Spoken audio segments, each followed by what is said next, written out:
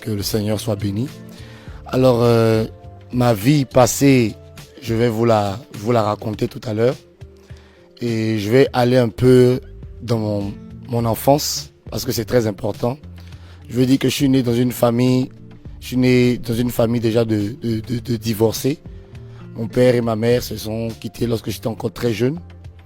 Et vous savez, en Afrique, étant donné que moi je suis ivoirien, en Afrique, quand ton père et ta mère se séparent, tu grandis chez un oncle, chez une tante, etc., etc.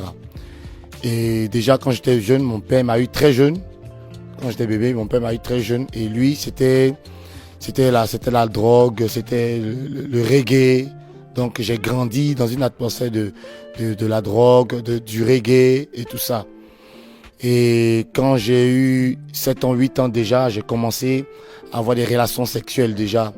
À mon bas âge, dès le bas âge. L'ennemi avait déjà commencé à transformer ma vie, à détruire ma vie, je dirais. Parce que l'ennemi Satan, la Bible dit qu'il est descendu sur la terre animé d'une grande colère. Il ne regarde pas à l'âge, il détruit tout le monde. Donc dès 7 ans, 8 ans, j'ai commencé déjà à avoir les relations sexuelles. Et ce qui se passait, c'est que quand j'ai grandi chez mes tantes, chez mes oncles, où j'allais, il y avait des servantes qui venaient pour travailler. Et il y a ce qu'on appelle en Côte d'Ivoire faire le chat noir. C'est-à-dire que lorsque les personnes dorment, tu vas sur elles pour avoir des relations sexuelles avec elles. J'ai commencé à m'adonner à ce genre de choses. Et j'allais de servante en servante. Voilà, donc j'allais avec ces personnes-là, vu qu'elles venaient travailler chez mes oncles, chez mes tantes. Et j'allais sexuellement avec elles. Voilà, pendant qu'elles dormaient. Et avec le temps, lorsque mon papa, pendant ce temps-là, il avait fait la prison, parce que mon papa a été mis en prison, il a fait la MACA, la prison d'Abidjan, la grande prison d'Abidjan. Et il est sorti de prison. Quand il est sorti, il m'a récupéré avec lui.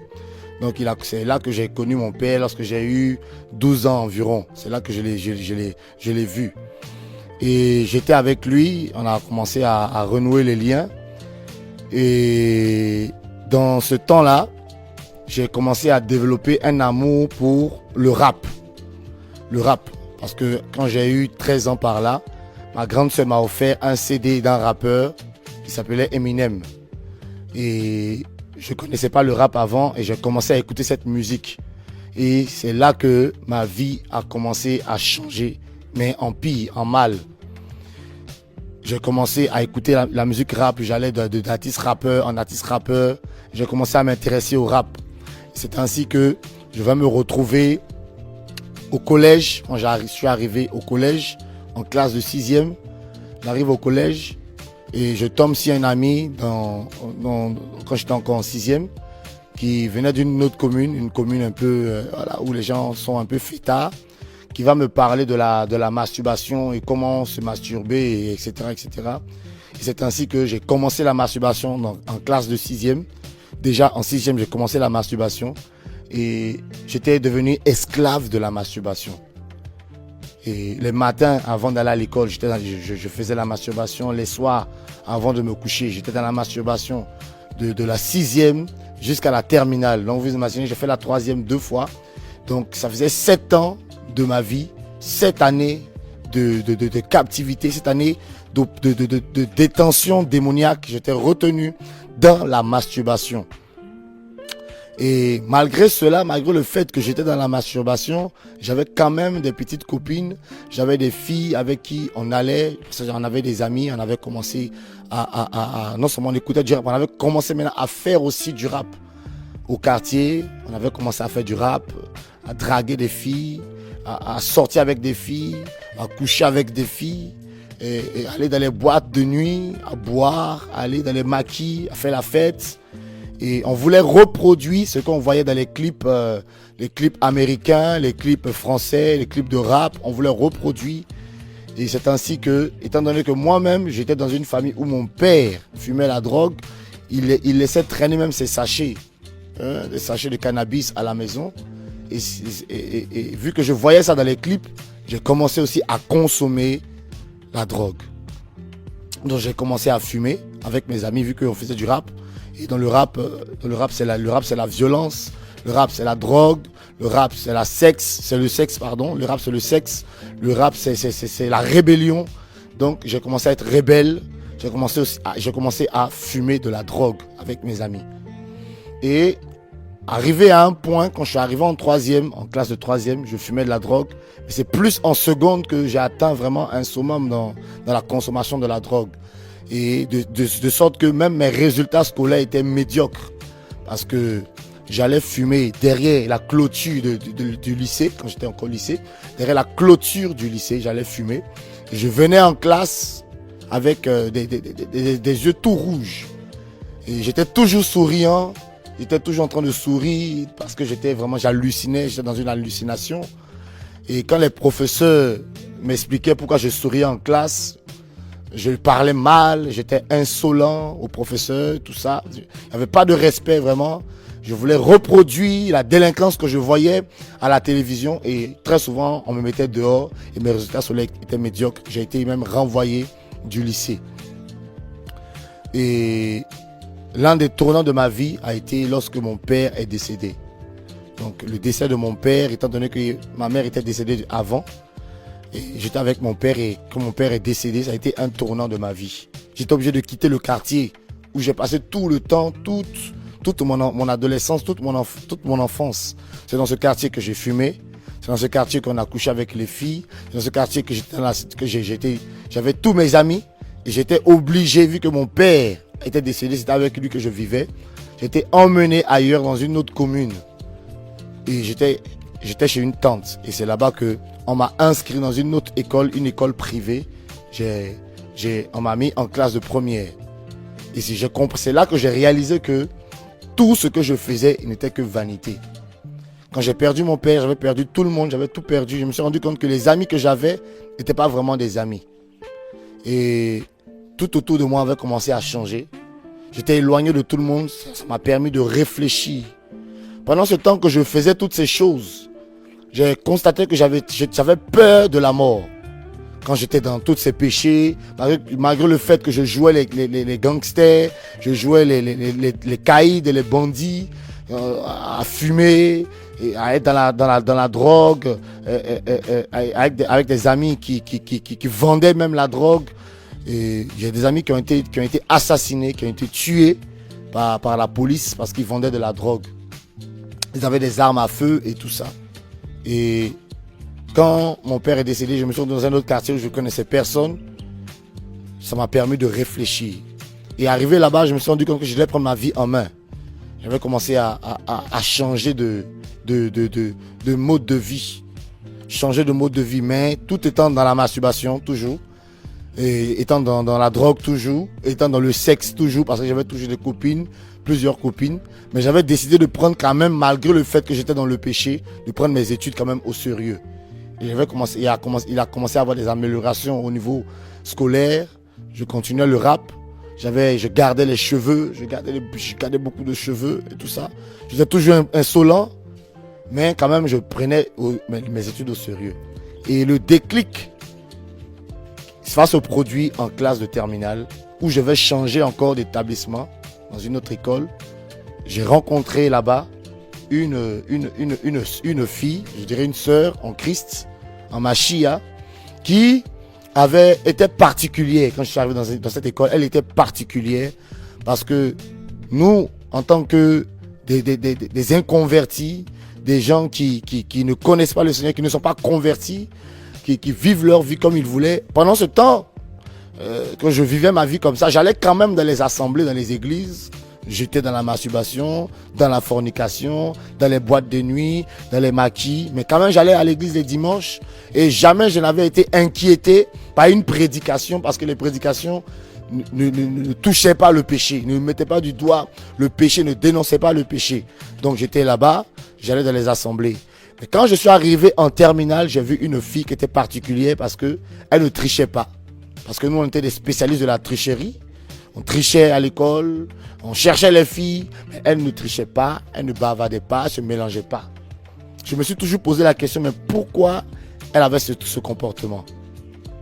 Et quand je l'ai approchée, je me suis rendu compte qu'elle était chrétienne.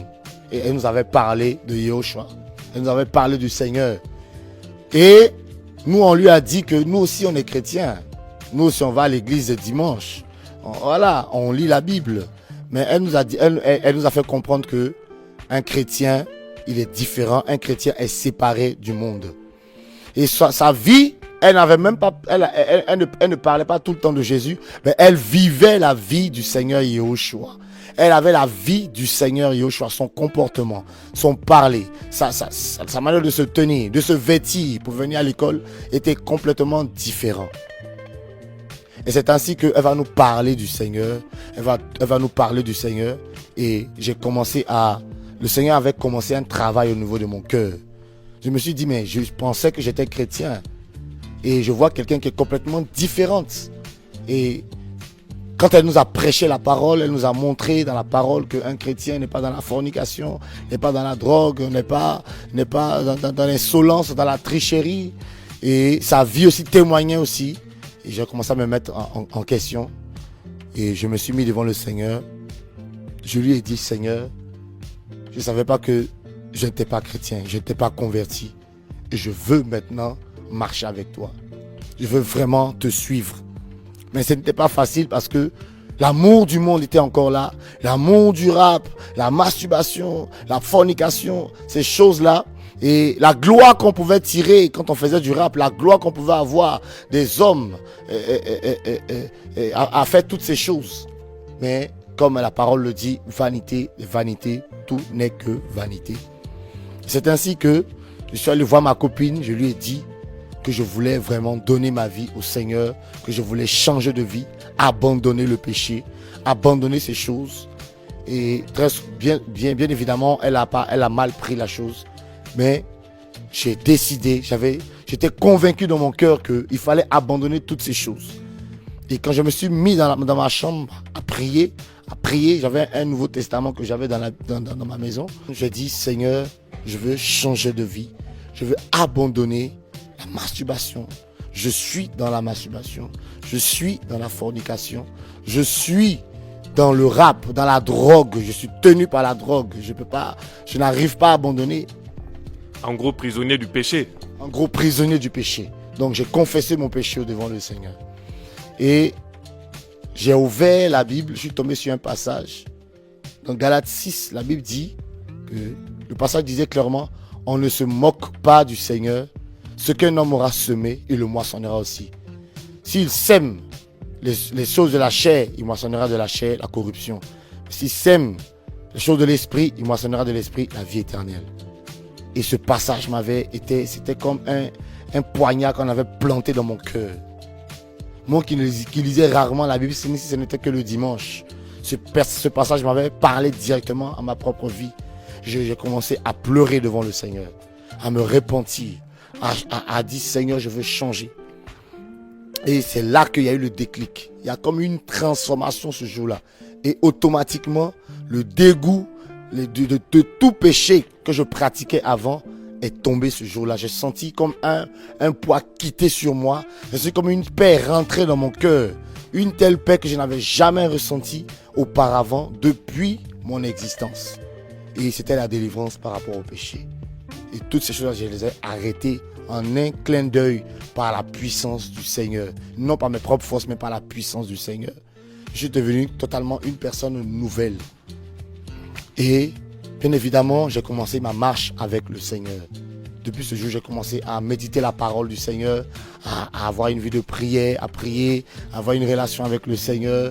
Et j'ai eu des frères et des sœurs avec qui on s'encourageait et qui m'ont encouragé, qui m'ont donné des encouragements, des enseignements pour que je puisse encore tenir ferme et de ne pas retourner dans mon vomi. C'est ainsi que j'ai commencé à m'attacher au Seigneur.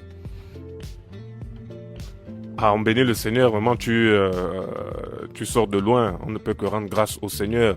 Mais quelle est maintenant comment tu vis maintenant ta nouvelle vie dans le Seigneur, ta marche?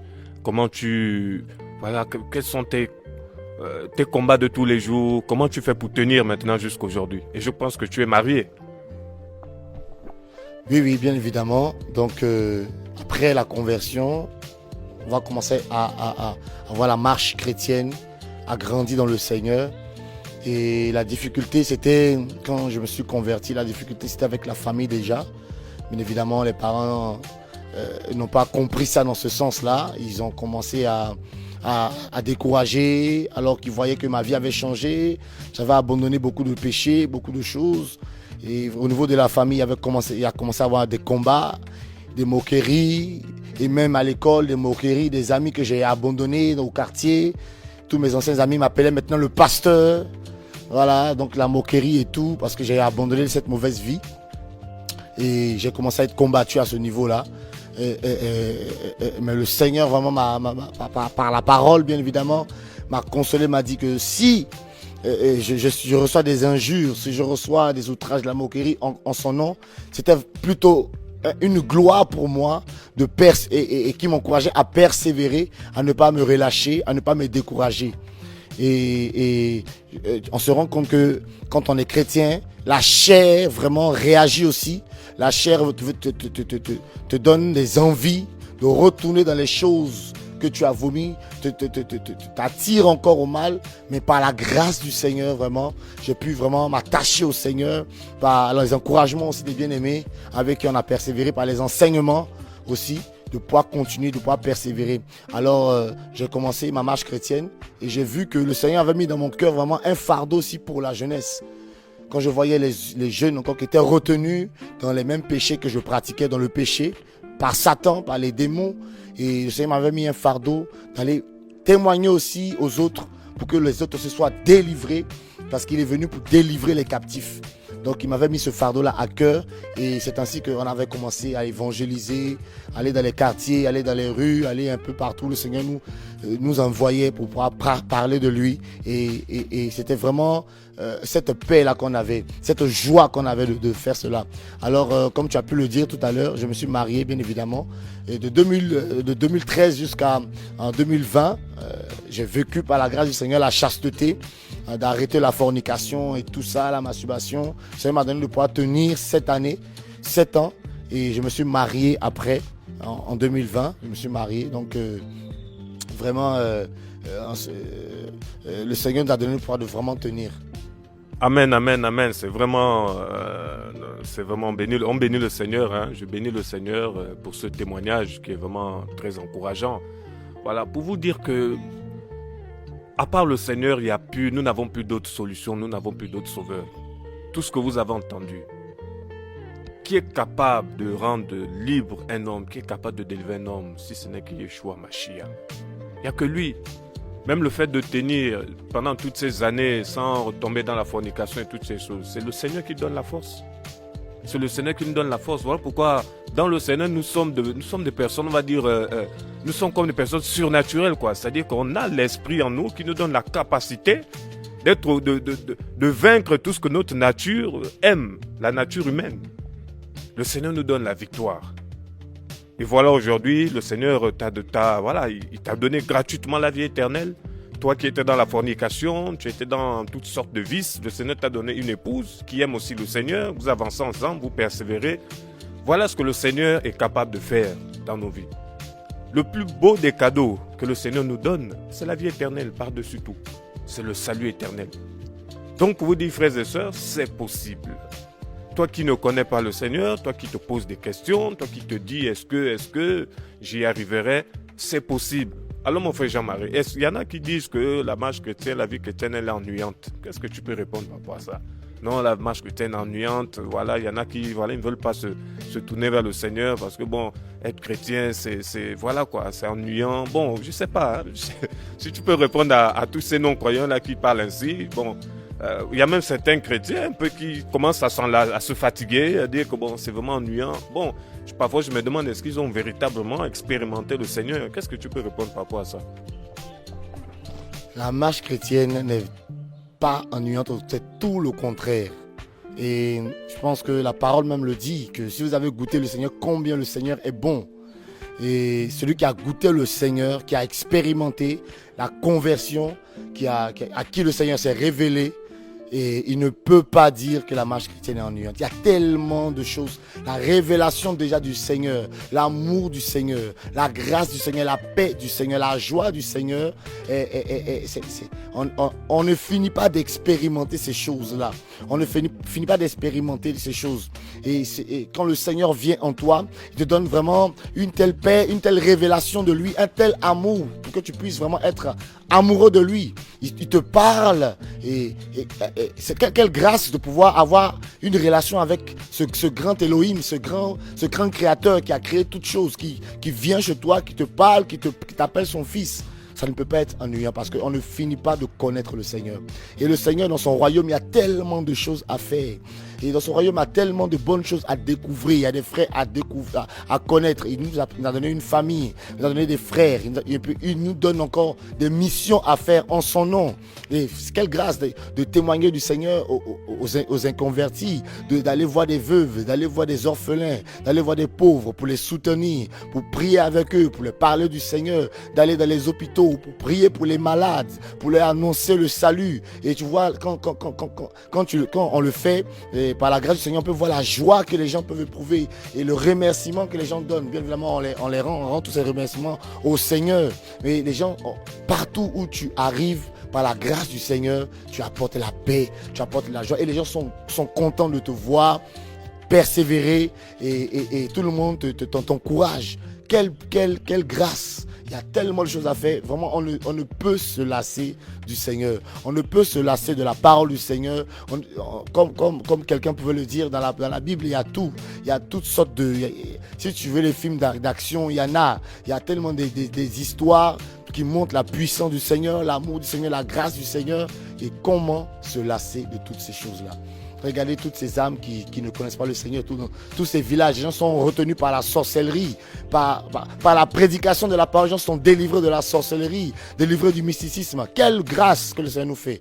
Vraiment, on ne peut pas se lasser de ça.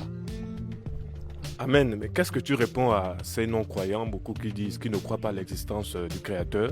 Comme ils disent, Dieu n'existe pas, pourquoi je me convertis? Dieu n'existe pas. Il y a beaucoup d'athées, ils ne croient en rien, ils ne veulent pas. Pour eux, les chrétiens, nous sommes des illuminés. Qu'est-ce que tu peux répondre à ces personnes, ces non-croyants qui disent non, Elohim, Dieu n'existe pas? Voilà. Déjà, quand on regarde déjà la création même, on regarde tout ce qui existe, il y a forcément quelqu'un qui est au-dessus de cela, qui a créé toutes ces choses. Et je dis que ce créateur-là se révèle, il parle, il n'est pas sourd, il n'est pas muet. Il faut simplement lui dire, si tu existes, parle-moi. Simplement. C'est une prière simple. Si vraiment tu existes, tous ceux qui ont, je dirais, qui ont essayé et qui ont fait cette prière, cette parole, qui ont dit, si tu existes, révèle-toi à moi, ont eu une réponse du Seigneur, parce qu'il est celui-là qui écoute les prières, qui entend et qui est prêt à se révéler. Et qui peut délivrer un homme du péché? Qui peut changer un homme qui vivait mal, qui vivait dans l'alcool, dans la drogue, qui avait une vie désordonnée, si ce n'est le Seigneur? Qui peut le faire? Et même, l'histoire reconnaît que Yehoshua, Jésus, a existé. L'histoire reconnaît qu'il y a un homme qui est apparu. C'est pour ça qu'on dit aujourd'hui, après Jésus, avant Jésus. Et que cet homme-là faisait des miracles, qu'il était particulier. Et comment peut-on dire que, déjà l'histoire reconnaît que ça a existé? On reconnaît même que l'histoire de Noé a existé. On a retrouvé l'arche, tout ça. Et l'archéologie même atteste. La science même reconnaît. Et comment dire que ce créateur n'existe pas, qui nourrit tous ces oiseaux, qui tient le monde, qui donne le vent, qui fait ces choses? Qui, si ce n'est un être qui est au-dessus de tout?